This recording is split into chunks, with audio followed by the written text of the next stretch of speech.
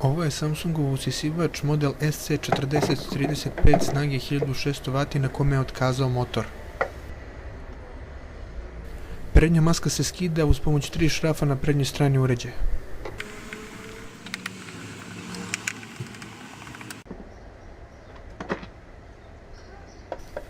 Da bismo skinuli masku motora, neophodno je da odvrnemo još 2 šrafa.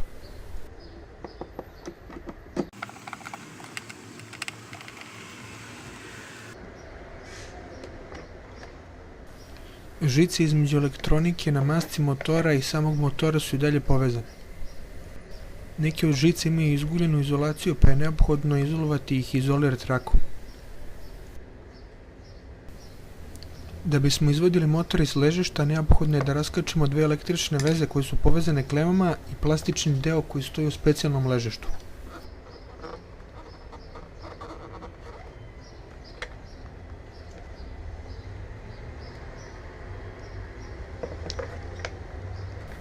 Sa gornje strane motora skidamo plastični adapter koji mu omogućava da čvrsto stoji u usisivaču.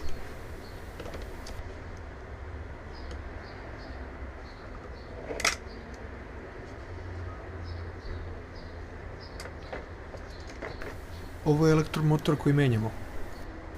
Na slici su prikazane dimenzije motora koje su bitne kako bi mogao da bude ugrađen u usisivač bez prepravki.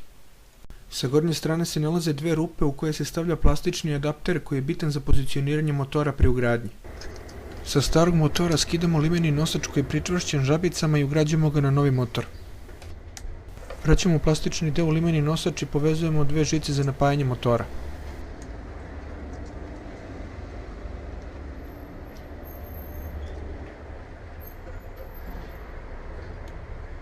Na gornju stranu motora stavljamo plastični adapter.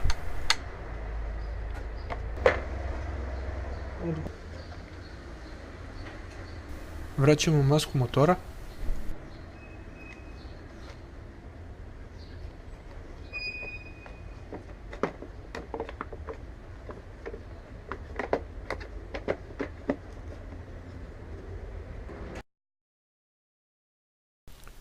I na kraju glavnu prednju masku usisivača.